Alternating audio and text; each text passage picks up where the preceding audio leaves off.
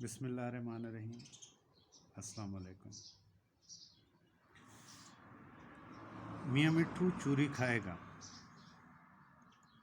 یہ وہ فقرہ ہے جو ہم نے اپنے بچپن میں ہر گھر میں ہر زبان پہ تقریباً سنا ہے۔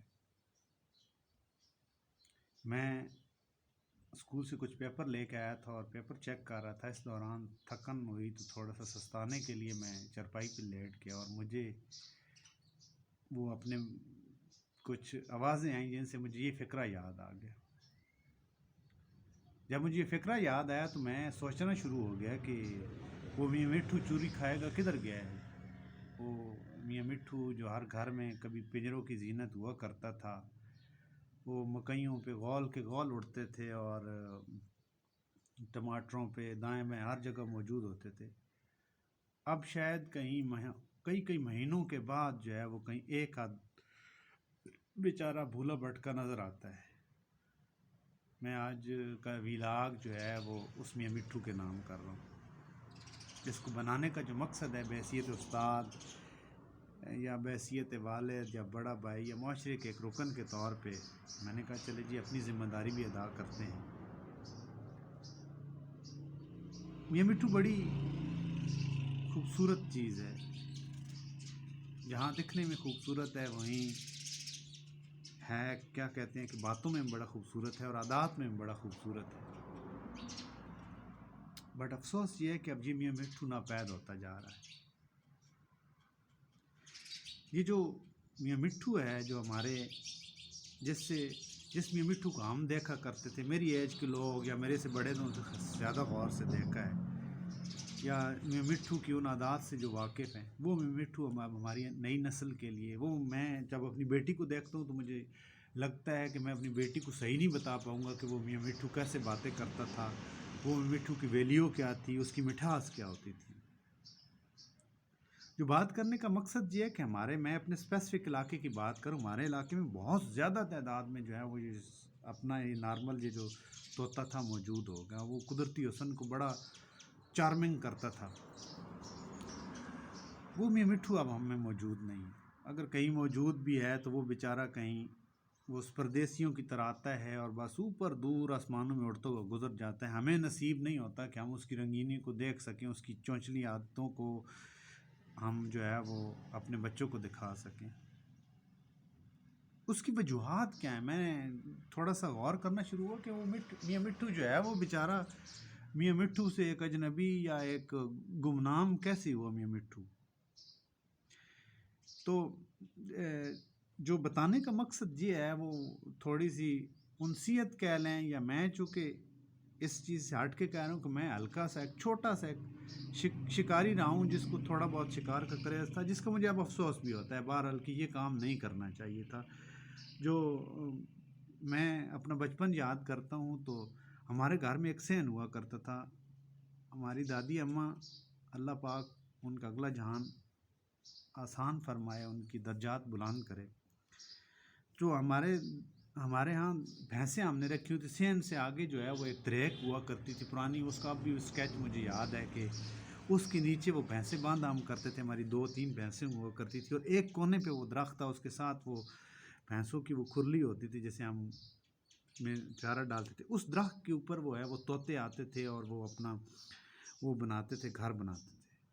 جیسے ہی وہ گھر تو آلریڈی وہ چونکہ دریک کے اندر موجود رہتا ہے، صرف یہ ہے کہ وہ بچے جب نکالنے کا سیزن آتا تھا تو طوطے پھر واپس آ جاتے تھے، ہر سال ایک نیا جوڑا آتا تھا اور نئے وہ گھر تلاش کر کے بچے دیتا تھا۔ جیسے ہی اس کے اندر پہلا طوطا گھسنا شروع ہوتا تھا تو ہماری جو خواہش تھی نا وہ یہ کہ میں اس دفعہ بچے دے گا تو میں پہلا طوطا میں نکالوں گا، اور اس کو ہماری زبان میں کان کہتے ہیں کہ کان کے اندر ہاتھ میں ڈالوں گا، ایسے کپڑا اندر ڈالیں گے، طوطا چونچ سے پکڑے گا، ہم اوپر کھینچ دیں گے۔ یہ طریقے ہوتے تھے طوطے نکالنے کے مختلف سارے۔ جب مجھے وہ یہ ساری باتیں یاد ہوئی تو مجھے بڑا ہی افسوس ہوا کہ ہم بحیثیت جو معاشرہ ہیں یا جسے کہتے ہیں کہ ہمارے بڑوں نے جو ان پڑھ ہوتے تھے انہوں نے اپنے ماحول کی حفاظت کی ہے، جبکہ ہم جو پڑھے لکھے آئے ہیں نا ہم اپنے ماحول کی حفاظت نہیں کر سکے۔ ماحول صرف دائیں بائیں اس کا نام نہیں ہے کہ آپ کو ہوا جو ہے وہ صاف میسر ہو تو آپ کہتے ہیں نہیں میرا ماحول ٹھیک ہے جی، آکسیجن مل رہی ہے، ایسا نہیں ہے۔ ماحول کے بہت سارے لوازمات ہوتے ہیں، اس کے اندر باقی جاندار بھی ہیں۔ تو بات اسی میاں مٹھو پہ آتے ہیں کہ میاں مٹھو کیوں ختم ہوا ہے. ہماری آنے والی نسلیں اس میاں مٹھو کی مٹھاس کو نہیں دیکھ سکیں گی. کیوں نہیں دیکھ سکیں گی؟ یہ میں اسپیسیفک اپنے علاقے کی بات کروں، میں بھی کہیں اور موجود ہو زیادہ تعداد میں کیسے ایک کا تو یہاں بھی موجود ہے، لیکن اب وہ نظر بہت کم آتا ہے. کئی مہینوں کے بعد جو ہے وہ ہم میاں مٹھو کی کہیں آواز کوئی ایک دفعہ کان میں پڑتی ہے. جب مکئی کا موسم ہوتا تھا تو باقاعدہ مکئی کی رکھوالی کیا کرتے تھے، کیونکہ طوطے بہت نقصان کرتے، یہ بات عام تھی. تو وہ کھمانی ہوتی تھی جس سے پتھر باندھ کے پھینکا کرتے تھے اور طوطوں کو اڑایا کرتے تھے. طوطا ختم کیوں، وہ میاں مٹھو ختم کیوں ہوا ہے، اس کی وجوہات بتانے کا مقصد ہے کہ جو ایک آدھ کہیں موجود ہے وہ شاید بچ جائے. میں 9th یا 10th میں ہوتا تھا تو ہمارے گھر کے پاس جو ایک اونچی جگہ ہے وہاں اکثر اوقات جو ہے وہ فقیر آتے تھے، اور نیچے جو کسی ٹائپ ہے نا جس پہ درخت زیادہ ہیں، تو طوطوں کا مسکن چونکہ وہ نیچرلی بالکل وہی بنتا ہے تو زیادہ تعداد میں ادھر ہوتے تھے. ایک دفعہ صبح میں جاگا تو میں نے اس کو دیکھا، میں نے کہا یہ سویرے سویرے کیا کرنے ادھر آ رہا ہے. تو میں اس کے پاس چلا گیا، مجھے اچھی طرح یاد ہے. جب میں اس کے پاس گیا تو میں نے اس کے پاس ایک بڑا جالا دیکھا ہے، یہ عام جال جیسے کہتے ہیں، نیٹ شکار کے لیے جو استعمال ہوتا ہے. میں نے کہا اس کو کیا کرنا ہے؟ کہتا ہے وہ بادشاہ ہوا ہے کہ 2 طوطے انتے اے بس ایڈا شوق ہے تسی نے پینے ہیں نا. میں نے کہا کیا کرو گے؟ اور سر جی بچے نہ رزق کے بس ہے 2 طوطے نفساں تے بیچساں تے اگے وہ چھوڑ دے سن تے اسی. تو جو لڑکا ہوتا ہے نا جیسے کہتے ہیں وہ بڑا کمزور دل ہوتا ہے، ہائے اس نے بچے اس طرح ہوسن. لیکن جو میں بڑا ہوں تو میں نے دیکھا ہے کہ وہ جو فقیر تھے وہ فقیر نہیں ہے، وہ بنیادی طور پہ وہ بزنس مین ہے.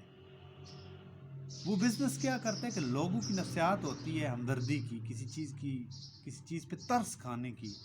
وہ ترس کھا کے وہ کیا کرتے ہیں کہ وہ اس طرز پہ کبھی پرندے آزاد کرتے ہیں. یہ لوگ کیا کرتے ہیں، جو بات کر رہا تھا جس فقیر کی، وہ یہاں سے غول کے غول پکڑتے ہیں اور پنجروں میں قید کر کے ان کے پر کاٹ کے شہروں میں جاتے ہیں اور لوگوں کی ہمدردیوں کو کیش کرتے ہیں. یہ جی آپ پیسے لے اور ایک پرندہ آزاد کریں. ارے تو اتنا نیک ہے تو تم نے خود کیوں پکڑا ہے؟ بہرحال چلے تو وہ ایک تو چلے پرندہ پکڑتا ہے بزنس کرتا ہے وہ الگ بات ہے. مسئلہ یہ ہے کہ وہ ان کے پر کاٹ دیتے ہیں. جب وہ پر کاٹ دیتے ہیں تو لوگ چونکہ وہ اپنی نیکی کرنے کے لیے ان کو پکڑ کے چھوڑتے ہیں، وہ باہر جاتے ہیں. اور میاں مٹھو صاحب جیسے ہی پنجرے سے باہر آزاد ہونے کے پیسے دے کے آزاد ہوتا ہے بیچارہ، باہر جاتا ہے تو کوا صاحب تیار بیٹھا ہوتا ہے. اس کے پر تو ہوتے نہیں میاں مٹھو کے، وہ تھوڑا سا اڑ سکتا ہے، کوے جناب پورے آتے ہیں اور اسے نوچ کے کھا جاتے ہیں.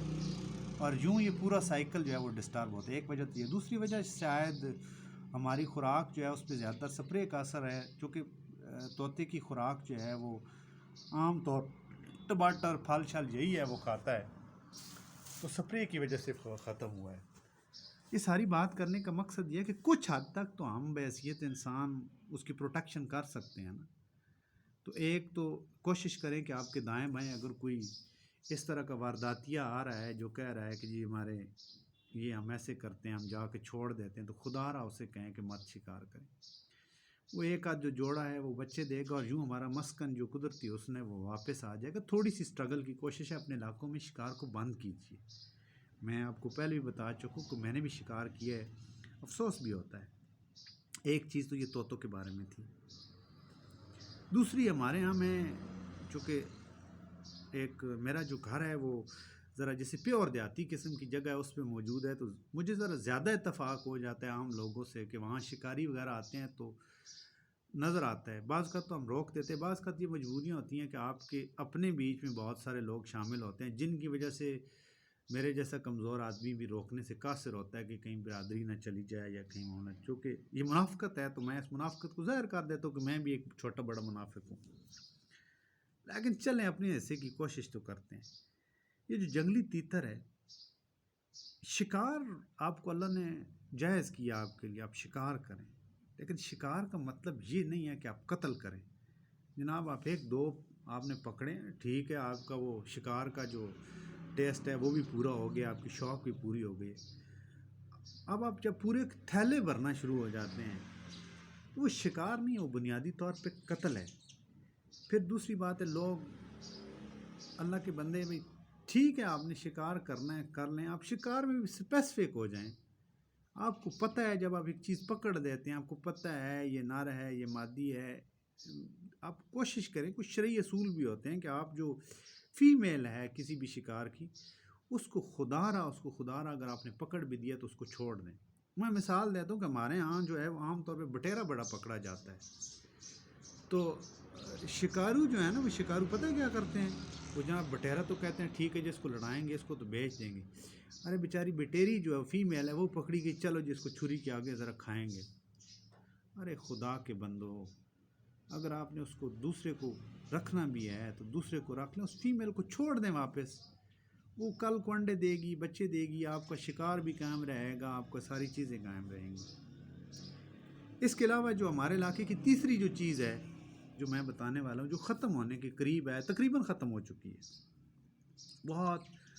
میں جب چھوٹا ہوتا تھا تو میں دیکھ ہمارے گھر کے دائیں بائیں اکثر کبھی جی ہم جب گائے بکریاں چرایا کرتے تھے تو اکثر اوقات یہ ہوتا تھا کہ جی جیسے ہی ہم وہ جو بننا کہتے ہیں، جیسے اس کے اوپر گائے جی گزری ہے تو یہ خرگوش اٹھا ہے جی بھاگ گیا۔ اب وہ خرگوش بھی ہمیں دم دبا کے بھاگتے ہوئے نظر نہیں آتا۔ وجہ پھر بھی وہی ہے، یا یہ جو گندم کے اوپر چونکہ اس کی خوراک سبزہ ہے، سپرے، یا پھر شکاری۔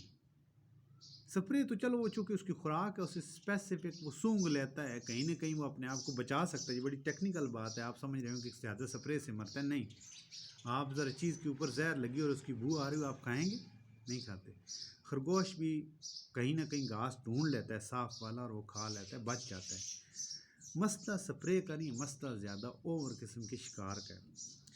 یہ جو رات لائٹنگ پہ شکار آ گیا نا، وہ بیچارہ لائٹ پہ جا ہی نہیں سکتا، 100 میں سے 90% چانس ہوتے ہیں کہ وہ اس نے بیچارے نے مرنا ہے۔ کتوں سے زیادہ شکار جو خطرناک ہے یہ لائٹ والا شکار ہے۔ کتوں والے بھی جو آتے ہیں وہ بھی اللہ کے بندے، بس وہ بھی کہتے ہیں کہ ہم شکار بھی کریں، تھیلے بھی بھر کے لے جائیں اور اچھا خاصا گوشت بھی اندر ٹھونسے، لیکن وہ یہ نہیں سوچتے کہ اگلے سال ہم دوبارہ یہ جو کھیل ہے اس سے دوبارہ محظوظ نہیں ہو سکیں گے۔ تو خدا را اپنے دائیں بائیں لوگوں کو روکیے، انہیں ایک حد تک جانے دیجیے، انہیں شکار سے ایک حد تک شکار کرنے دیں، اس مسکن کی حفاظت کریں۔ ہمارے بچے اس چیز سے محروم ہو جائیں گے۔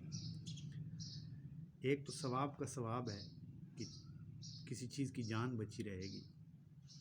خدا را یہ پیغام جن جن لوگوں تک پہنچ رہا ہے، وہ قدرت جو ہے نا وہ اپنے اس حسن کے اندر اچھی لگتی ہے۔ وہ تیتر کی آواز جو ہے اس جنگل میں یا آپ سے دور صرف آپ سن سکتے، اللہ نے آپ کو دیے کہ آپ دیکھ سکیں، سنیں اور اس سے محظوظ ہوں۔ اس کے گوشت سے زیادہ وہ قیمتی ہے۔ وہ آواز جو آپ سن رہے ہیں کل کو آپ کے بچے سنیں گے، آپ سے آنے والے بعد میں سنیں گے۔ وہ جو اس کا اڑنے کا سٹائل ہے، چھپنے کا سٹائل ہے، وہ آپ دیکھ لیتے ہیں، آپ محظوظ ہوتے ہیں۔ وہی حسن ہے۔ حسن یہ نہیں ہے کہ آپ پکڑتے ہیں چھری کے نیچے دیتے ہیں جی فارغ۔ آپ کو تھوڑا سا شوق کسی وہ ساری نسل کو ختم کرتا جا رہا ہے۔ خدا را کم کیجئے، شکار کم کیجئے، بچائیے اپنے دائیں بائیں جو قدرتی حسن ہے وہ تباہ ہو رہا ہے۔